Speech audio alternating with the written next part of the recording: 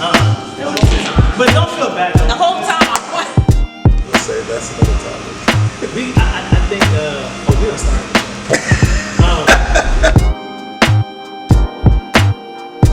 The link below, do you see it? Why are you watching me still? You haven't clicked the link yet. Click it. Click it. Click the link right now.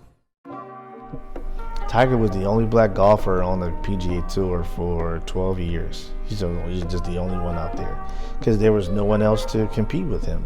But they also didn't go out and find him because they found their chosen one. All they wanted was one, and they got one. And they got him. And they kept him, and he was their little precious little thing. That's why I wanted to talk to you. Is when I saw your stuff, I was like, I saw the gloves, I saw the gear that you had, and I was like, and he's black too? Yeah, I got a lot going on. We may not be able to shoot it all. So I run Black Golf Travel. I run Black Golf Wire. So Black Golf Travel is a golf travel company that books golf vacations for black folks to around the world. And then I own Black Golf Wire, which is a news and media outlet platform that focuses primarily on content for black folks. So it's like our voice, our vision, and it just talks about our pioneers, who's on tour, who's playing, and it talks about our stories. And then I run United Golfers Association, which is a nonprofit organization that actually helps to raise money to develop players into professional tour players as well as golf professionals. And then I have a new project that we're launching in about 4 weeks. So by the time this comes out, it'll already be live already. And it's called 1896. And it's a new golf digital magazine and website that will, so what I'm doing is I'm owning now 2 of the top black golf media outlets. So I own 40% of one and 100% of the other. Wow. So if I'm Nike Golf, if I'm, like say this watch is Omega. If Omega wants to go advertise to black golfers, there's no place for them to advertise. Wow, they gotta come to you. That's boss. That's boss. You gotta create your space where nobody is. Wow. So if you can't give them an excuse to say, well, like the guy from Wells Fargo. Well, we can't find any black finance executives, because it's hard to find. They are, you just not looking in the right place. Wow. However, in golf, it's a fact. Like, they can't find them because we don't exist. So if they say, well, we're trying to advertise to black folks who golf, but we don't know how to find them. There's no, black outlets out there who are really, have a good,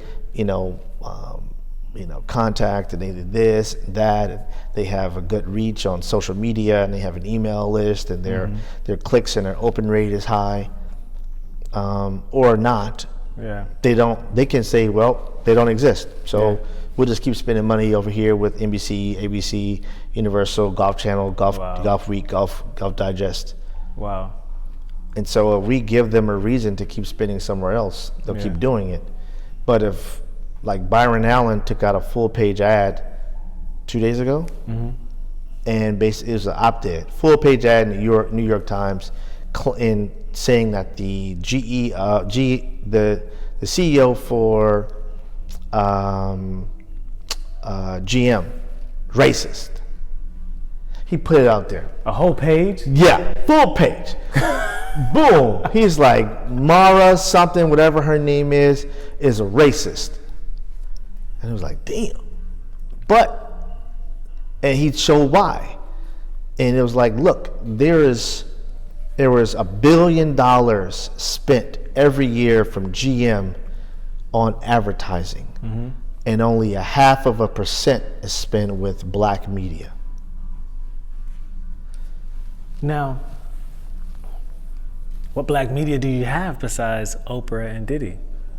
Oh, God. As far as like, So there's not Revolt. just film. Well, But not when just TV. We're talking about advertising. So Diddy doesn't exist as it comes to advertising because it's only Revolt, Okay. and Revolt right now is Breakfast Club. They don't have a channel. They started off being a channel, I thought he did have a channel. and maybe they have one now. But there was Aspire, and that's Magic Johnson. So what happened is Comcast. Wow. Comcast had to come out with 7 media outlets that were minority focused. They came out with Revolt, and they did an RFP in Revolt and Magic Johnson. So Aspire is Magic Johnson, and Revolt is Diddy. And they gave it to them because they're famous, they're black. They thought that they would have some magic sauce and be the next Bob Johnson. Well, it didn't happen. Yeah. So then they put money into Afro, so Afrotainment. Afrotainment is a Orlando-based company. They have a huge 27 square foot. They have a 27,000 square foot studio right on iDrive. Don't even know it's there. So they produce their own content. On their channel, they have Nollywood movies.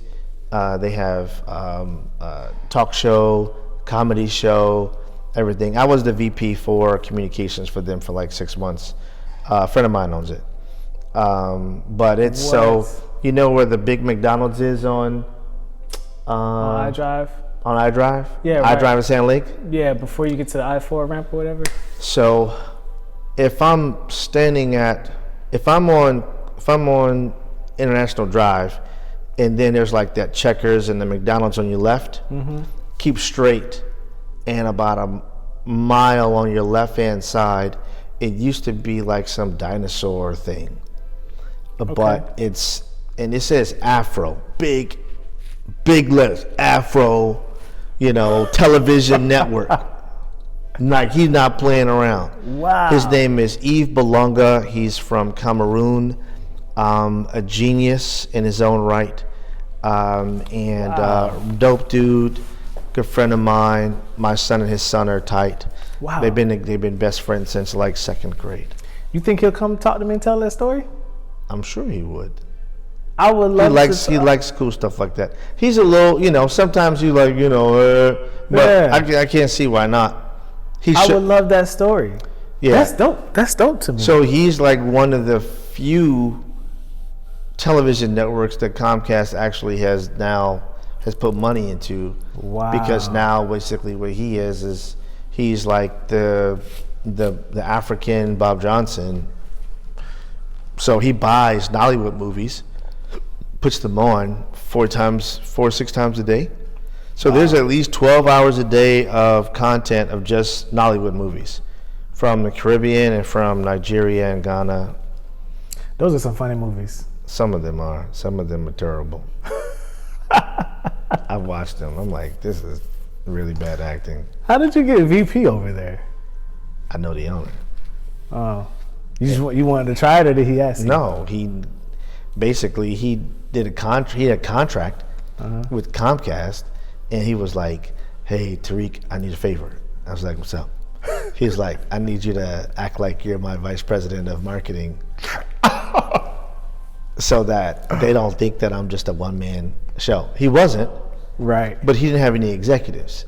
Everybody was doers. He had television person, an editor, a producer, but they're all behind the scenes. Right. They weren't people who look like me who can speak to a vice president of Comcast, programming. That they would be like, "Oh, okay, no problem. Yes, nice to meet you." Yeah. Those people who are behind the scenes, you wouldn't. Yeah, there's like no. Yeah. They're good people, Right. but they're not executive level where he could depend on me to go talk to them on his behalf without, Right. So yeah. Wow. So I worked for him for like 6-7 months maybe. It's part-time. Yeah. Because I still have my own company. Yeah. And then I just decided to leave because I'm it wasn't a passion of mine. Yeah. I mean, I could have taken it really far, Yeah. but this is a blessing because I wouldn't be sitting here with this bag.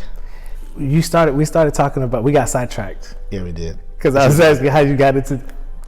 This is a dope bag, by the way. So, started with gloves, hats, belts, cigar accessories, and then buddy man was like, "Yo, you need like little like weekend like little bags to travel because I'm in the travel business, so I want to be able to create something that people can travel with."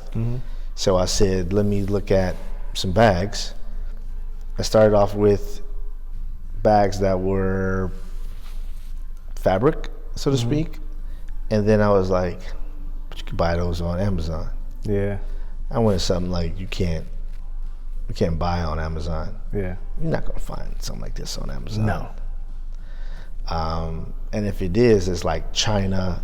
It doesn't look like it's like you can smell it. You know, you can smell the leather on that thing. And when you walk through the airport, let me tell you something. You walk through the airport with that, and you sit that down right there at the gate. Like you looking at your phone, people like, "Hey man, What is that? what kind of bag is that, bruh?" And you can see how big this thing. You can put literally like 3 days of gear in there. Yeah. Shoes, clothes, Yeah. whatever. That is full. Yeah. So I do want to ask this question. I'm curious. Like when you go to a golf course, right? I'm assuming, correct me if I'm wrong, because you know more than me. A lot of times you're probably the only black face out there. Or if there are some, it's like few and far between. The second. Have there been circumstances in the first part? Yes. Where I'm the only black guy and I'm walking in but I'm not, I've been playing golf long enough now where I used to not really pay as much attention, but because I'm in this space of black golf and everything, and a lot of people see me as like the black golf guy now. Yeah. I'm more aware than I was before. Not that I wasn't aware, Right. but now I'm looking around, I'm paying attention. Today I played golf with an old Italian couple from right outside of Cleveland. Yeah. And they pulled up and were like, "Hi," we introduced ourselves, and 30 minutes, 45 minutes later, we were high-fiving, and you would have thought that we'd known each other for years. Wow. Because the other guy who was playing with me was from Cleveland. They had a connection just because they were all three from Cleveland. And then they were they asked me for my business card. What do you do? Can I support what you guys are doing? Wow. They once they realized that because they were listening to our conversation. My buddy is an executive for the Magic. He's building the 95,000 square foot practice facility across the street from the arena. They're building a practice over A 95,000 square foot facility across adjacent corner to the arena, And what does behind he do for Magic? What does he do for the Magic? He's like a project manager for this huge Oh, okay, for this okay. Yeah. I was about to say. So they're listening, Yeah. and they're like, these guys are having some very high level conversations. We may need to engage. It was one of those. We're like, they're paying attention. They're like, but that's what we want them to. We want them to see oh, these brothers are okay. Yeah. They can play golf. They hit the ball good. Yeah. They know the acumen and what to do around the green. Yeah. Yeah. So, when we get a chance to go golfing, it's going to be interesting. That's all right. I'll have cigars and liquor. And we would just be sitting there having a good time, and that would be... I could blame it on the alcohol. We can blame it on the alcohol. It's like the song says. I was going to ask you, when you were talking about your buddy that's the project man over that project. Yeah. The reason why I asked you what did he do with the Magic, I was going to say, ask him why did we get rid of everybody that's decent? Now On we the got team. rid of Aaron Gordon. Oh. that's a upper management front Man. office thing. They're making it hard to be a Magic fan, man. Like they make it hard for me. See, I'm from Chicago. I'm a Bulls fan. So you good. I mean, our team hasn't been the same since the '90s. So all I could do is just be, you know, I'm a fan. I'm a fan of the my brain's not working. Wow, I literally just had a brain fart. It's all good. Are we filming? Yeah. I was like, we didn't feel like start or go. So this is funny. So hey, but I'm a fan of, because I'm an entrepreneur, so I'm always rooting for the guy who's in second or third. You know, so you know, for me, there's always like there's LeBrons and then there's these other guys. So I'm rooting for Milwaukee Timberwolves because I want them to be, because they all deserve to get to the next level. We all deserve to be, you know, at the table and eat. Right. You know, that just because you're the Lakers doesn't mean that you should always win. Because you're the Golden State Warriors, you should always win. There's those other teams that want it just as bad. Yeah. You know, and they deserve it. I feel like I'm the underdog. Yeah. You know, I'm the person that typically people count out. Yeah. They're like, but you know, but no, don't count me out because I'm hungrier than you are. Dang. I will run you down. I seen this post on Facebook that said, don't call me lucky because I'm up at night while you're asleep. Because I'm willing to be up at night working while you're asleep. Yeah, man. I think that's the dog mentality of a lot of like entrepreneurs, business owners. You know? Some of us have it in us innate. Some don't. There's some people who see the entrepreneurial life and it's sexy. Oh, entrepreneur life, hashtag. That's cute. Right. But like when you get into it, you like, it's a lot of sacrifices. Family, friends, time, social life, you know. I've seen people say, hey man, what you doing tonight? I'm working. I'm not going out. Oh man, we're gonna go grab cigars and get some. I'll catch you tomorrow. I'm working, I got a project. My boss he's a beast and he doesn't let me get any free time. But I'm the boss, so I blame it on myself. I'm like, hey man, my boss said I can't go out tonight. I can't go out tonight. Yeah, I don't have a wife to call boss, Yeah. so I'm my own You're the boss, boss. and so I have to put myself on restriction Yeah. and say, you can party hardy on, you know, next time. Yeah. Those same friends will be smoking cigars next week. They'll be sipping brown liquor next week. They'll be playing golf next week. Yeah. Life's not going to end because you don't go out tonight. However, what I will say is that I have that mindset, but there are opportunities where I've missed out or that I decided to go out and I got a chance to meet someone who I would never have met. And I think that's sometimes my old boss, Kevin, it wasn't Kevin, it was Pete. Pete would tell me, you can't run this business behind the kitchen counter. Dang. He was like, you could sit here and try to do it behind here, but you got to get out there and you got to go be with the people. And you got to shake hands and fist bump and just and then have a conversation with people about what you're doing. Yeah. So for me, in running a nonprofit organization and running a company that literally is a retail e-commerce business, I need to be on Zoom calls with people. I need to be on podcasts. I need to be on things. And it's like, well, sure, I'd rather be home in my mind going like this. Yeah. But here, I get opportunity to share my story. Yep. You know, and it's the sit down. You know, I get a chance to sit down and tell my story. But you know, for me, it's and again, I appreciate this opportunity, but I think the key thing is running an e-commerce business, running a news and media outlet, and running a nonprofit organization. I'm able to cheat the system a bit. I'm able to use one organization, one company, and one news outlet to benefit each other. So now I manufacture golf hats. Yeah. So now my nonprofit organization actually needs hats and towels and accessories as gifts to our members. Right. So now my e-commerce company, we manufacture these products. I'm able to negotiate prices that lower our costs and our overhead for the nonprofit because I already have this experience. Wow.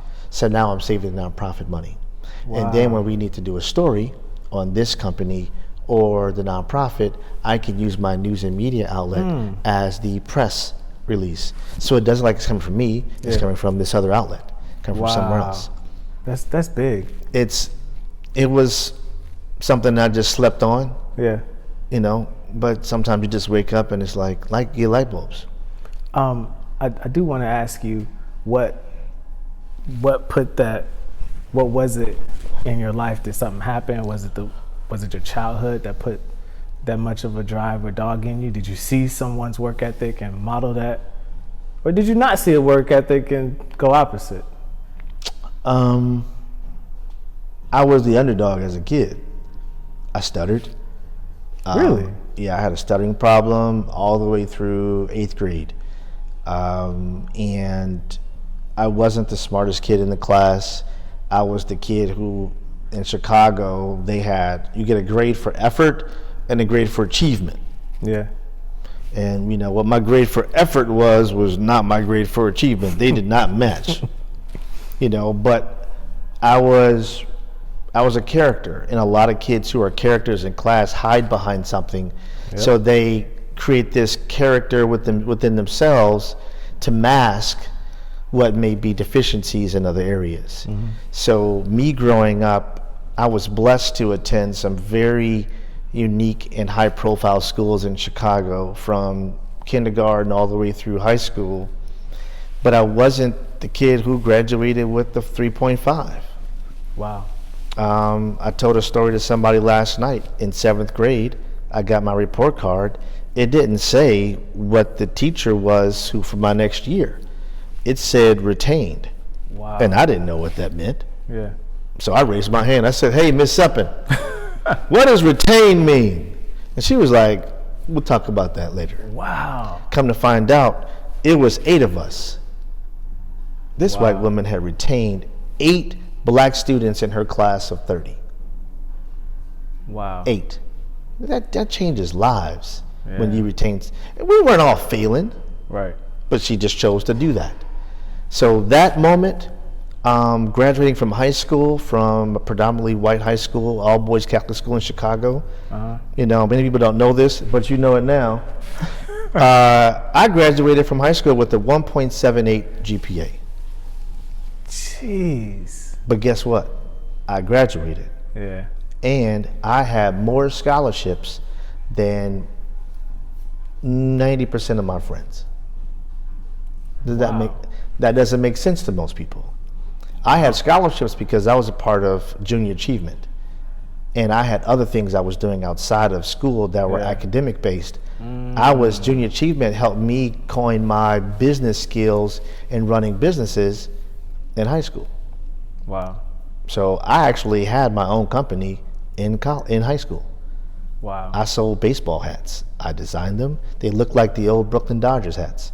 But I put a Old English D, which is our school was De La Salle, and I literally sat in the hallway and I sold baseball hats. And my teachers let me get out of class and sell hats in the hallway. Wow. And I made money. And that's where I started being an entrepreneur. It was in high school. I had 3 companies that I ran in high school. Wow, so you had that. I had that chase early. Yeah. But I stopped. I was a teacher. So my degree is in elementary education. Oh, wow. So I wanted to be a teacher my whole life because I wanted to be the teacher that I never had. Because I didn't have a black male teacher who cared about young black boys and girls. Yeah. So I decided to go into education. So I got my degree from Morgan State University in elementary education and taught in Prince George's County for 4 years, and then got out of it and started doing other things, and then came back to entrepreneurship because I was fortunately, and I say fortunately, laid off. Fortunately laid off. Because I wouldn't be sitting here if I hadn't been. Wow.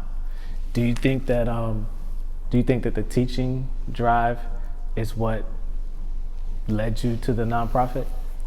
No. What led me to the nonprofit, UGA is not a typical nonprofit. So as I mentioned before, it's an organization that was founded in 1925 by 8 black golfers who were disappointed that the PGA of America did not want black folks to succeed in the sport of golf. They didn't want them playing, they didn't want them working, they didn't want them doing anything. So they created bylaws in their policies and in their documents that made it so that you couldn't do anything. So this organization thrived from 1925 to 1977 as the black ecosystem for golfers. It is where all of our black golf legends actually started playing, and it was an on-ramp to them going into their own careers, into playing in the PGA, playing in the LPGA, and on the Champions Tour. So that organization dissolved in 1970 something, and I decided to bring the organization back myself, because I realized that if I don't bring it back, no one else is going to bring it back. Yeah. No one else is going to say, you know what, we need more blacks on tour. We're all saying it, but there's a lot of this chatter. Sometimes us, and it's not just a black folk thing, it's everybody thing. We talk. Yeah. We like, we need to raise money, we need to get more black folks on the tour, we need to do this and that. And then it ends. It's done. But nobody's doing the execution of that. So I'm being an entrepreneur, I'm an execution guy. So I said, well, I'll just, you know what? I have a thing. I say, F it, I'll do it. I never say F it, I say something else, but I'm not sure what kind of show this is. But for me, if I see a hole in an industry, and if I have the time, fuck it, I'll do it. Because I'll benefit from it at some point. And I can help other people. I like that. I like that mentality. I'll do it. And that's one of. That's why you're here doing this.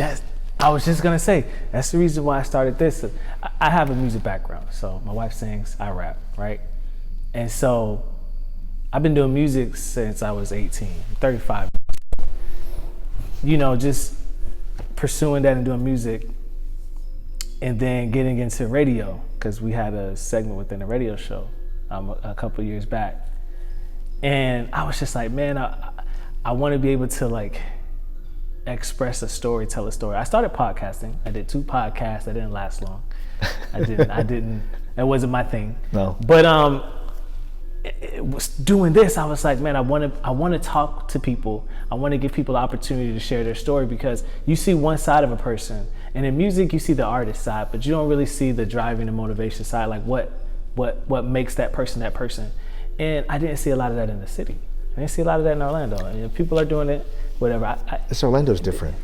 And I wanted to have a platform where you could show that. I mean, there's people here in Orlando who are doing some very unique things. Yeah.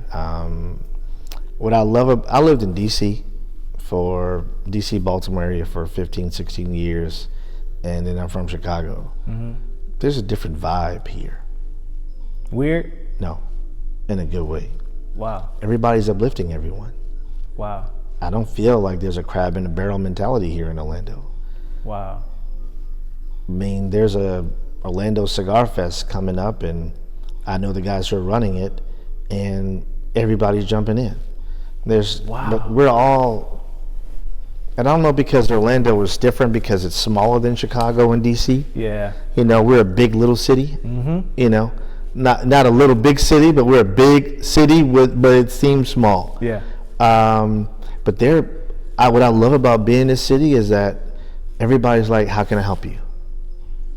What can I do? How can we collaborate? What are you doing that I could be doing? Can you mentor me? Can I mentor Wow. you? Let's have breakfast. In big cities, everybody's, trying to claw, trying to get to the top, but I think that's different here in Orlando. You're right when you say it's a big little city, or little big city, because since I started this, it's just been Facebook. It's been reaching out to people on Facebook, reaching out to people on Facebook, and I'm surprised. We get a lot of hits back. And it's cool. And then when I tell people what I'm doing and why I'm doing it, they're like, oh yeah, that's dope. Yeah, I wanna be a part of that. I wanna be a part of that. So I am surprised to see that and I think the reason why Orlando is like that is because like it's a major city, but it's a major vacation spot. It's a melting pot of people from DC, Chicago, New York, Atlanta, Miami. Yeah. People. It's every once in a while we meet a you. Yeah. Oh yeah, I'm like, are you from Orlando? From here? Yeah. I didn't know you like little unicorns. It's weird. Yeah, it is. But I think that's what makes it unique because everyone's not from here, so we're able to contribute. But that's kind of the same way. But Chicago, most people from Chicago, you go there, they're like, yeah, I'm from Chicago. Yeah, but I'm still here. I never left. Yeah. Orlando, sometimes, the same. But I was getting my haircut today, and he was like, what's going on? I'm like, yeah, I'm doing this interview. He's like, oh, what's it called? I said, it's called The Sit Down. He was like, oh, I know that. I followed him on Facebook. I was like, all right. Wow. But again, you don't know who you're affecting. Yeah. Like, I think you asked me earlier was, who do I look up to and something else, but I don't idolize people who I can't touch. My friends are my mentors. My friends are my idols. My friends are my role models. Yeah. These are people who I look to and say, dang, I want to be like him. Yeah. When you change your circles, you change your vision, and then your vision becomes so much more clear because now you're like, I can go talk to this guy. I can go have breakfast with him. My business partner in Deuce is a close friend of mine. But he's younger than I am, but he's like far beyond me in business as far as success. Wow. But he has a drive in him that I just look at him like how do you get stuff done? Wow. But he also has like 200 employees. I don't have 200 employees yet. But I think when we stop idolizing, there's people you can see on Instagram because everybody's a relationship expert now. Oh, everybody's this now, and COVID now. Everybody's a personal trainer, a relationship expert, personal coach, and a motivational speaker. I'm like, really, y'all? But you know what? I'm glad. Have it. Because it gives people an opportunity to live out some dreams that they wouldn't have normally done, which is a blessing. Yeah. And now everybody's found a little side hustle. Yep. Great. But I go back to finding role models and people within your circle. Yeah. As being people you could say, you know what, I want to be just like him. Yeah. And it's not when I want to grow up. It's like next week. Now. Because now you're not waiting till you finally meet this person, in 20 years. Mm-hmm. It's, hey, LinkedIn, Facebook. Hey, man, I just want to, love what you're doing. Would you mind grabbing breakfast at Kiki's? I like Kiki's. I do, too. I like their hash browns. I like hash browns. That's why I'm covering up my tongue, because I like hash browns. You brought up success. And I like this, and then I want to get into failures, or talking about failure. So how do you measure your success. I heard it said before that success is when you're able to take what's in your brain or what's in your head and put it in front of people. Like that in itself is success, because a lot of people can't do that or don't have the ability, resources, or access to people to make that happen. So I just want to know how you measure your success. So how do you? That's a tough question. To me, just waking up in the morning and executing something that's a task, to me is success. If you have a task list, if you have a project, and you actually sit down and you clear out everything and you get that one thing done, to me that's success. Because sometimes we look at this big thing and we're trying to chase this really big thing, but there's these little small things that lead up to that one big thing. You know, a lot of times but for success as far as a business, I'm trying to get rid of that word think and maybes. Is I know that success doesn't always come with commas. Success to me, the aha moment, is recognition. When people recognize, or you're somewhere and they go, "You're Daniel, the guy from The Sit Down," and you're like, "I am." And then that's when you're told, you're like, "You know what? I am." And thank you for recognizing that. So success for me comes with recognition of your efforts. Again, business partner and mentor, you know, I'm like, man, you know, I'm posting and I don't want to feel like I'm posting certain things because I don't people think I'm bragging. And he was like, F them. He was like, look, he was like, you got how many followers? People friends? He said, you got 3,000 people on your Facebook. He was like, everybody who doesn't doesn't mean that they didn't see it. He said, people scroll and go, oh, that's kind of dope. They don't always hit like, they don't always hit a comment.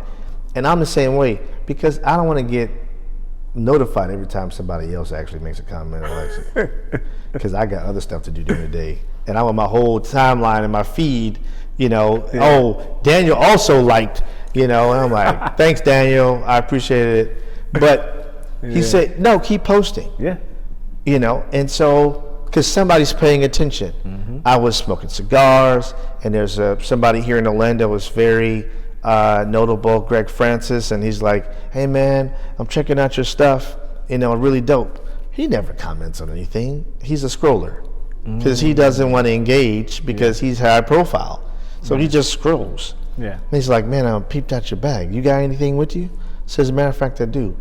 And he saw it. He didn't buy a bag. He was like, okay. He's like, you know, I'm trying to figure out what I'm doing. And then he called me a week and a half before Christmas. He was like, hey, you got a lot of stuff in stock? I said, I do. He said, can you bring it all to my office?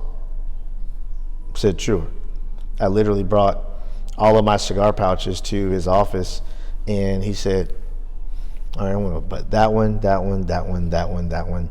Next thing I knew, he had purchased, you know, about 6-7 pouches for his employees and some friends. As Christmas presents. I wasn't expecting that. But just so I say all that to say, he recognized that I've been grinding. People have seen me start and stop businesses for the last 11, 12 years. And I'm like, oh, it's another one? All right, another one. What else are you doing now? So I come back to that, and I would say, you know, recognition to me is an element of success, because people are giving you props. When someone shares your post of your success, that's them recognizing and sharing, hey, this guy's doing some really great stuff. You know, I just had a birthday a week and a half ago, and I told a friend of mine, I said I think I'm gonna get maybe like 250 comments. You know, it was, I think today I looked, it was 455 comments. I wasn't expecting that, but that's just because people, well, one is the Facebook algorithm, Right. but two, it's people just recognizing and saying, and then I posted about me getting the deal with Golf Channel, and then that went through the roof, and people sending me DMs, hey man, congrats. And then I go smoke cigars yesterday, and I wasn't even supposed to be there, and two of my buddies were there, and they were like, we were just talking about you. I was like, about what? Wow. And they were like, because we were just talking about how great it was that you as a black man got a deal as a diversity supplier for NBC Universal. That is really good. Because he was like, many of us we don't have that. Yeah. That's not opportunity that most of us are talking about. We're not having those conversations. Yeah. So now Golf Channel will be using my products for the Masters, the Ryder Cup, and the US Open for all their corporate gifts. Wow. Oh, black guy from Chicago. Wow. And that was only because I spoke up. I could have just not said anything to somebody and just let the conversation roll, but I was like, hey, did you know I also own this company? Wow. They were like, no, we didn't. We just thought you ran this nonprofit organization. Wow. So closed mouths don't get fed. boom. Look, I appreciate you sitting down here talking to me. Yeah, man. This was dope. Yeah, This I was appreciate dope. it. Yeah. Let the people know where they can get this bag, because now they want one. And how they can support the nonprofit and all of that type of stuff, man. So as I cover up my belly button, you can go to deucepremium.com and find everything from golf gloves, golf belts, golf hats. You can find golf t-shirts, luxury bags made in Morocco. These are made in Morocco. And then we also have luxury cigar accessories that are made in Dominican Republic. And so that was important for me, is to be able to employ people outside our country, not just overseas in a different sea. So that's Deuce Premium. Then we have Black Golf Wire, which is blackgolfwire.com, news and media platform for black folks who want to see exactly about the legacy of golf and also all our new legacies within golf industry. And then we have, there's United Golfers Association.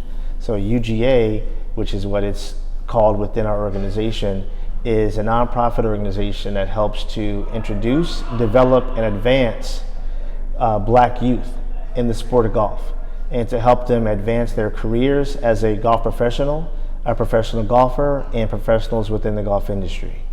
And by the time this airs, because it's airing I think soon, or kind of soon, is 1896. And the reason why we called it 1896, honestly, and then I'll leave it at that, is that in 1896, the first American played in the US Open, and his name was John Shippen. But that man happened to actually be black. Wow. And a lot of people don't know that. So the first American to play in the US Open was a black man. His name was John Shippen. And they actually tried to boycott him and say that he couldn't play in the tournament.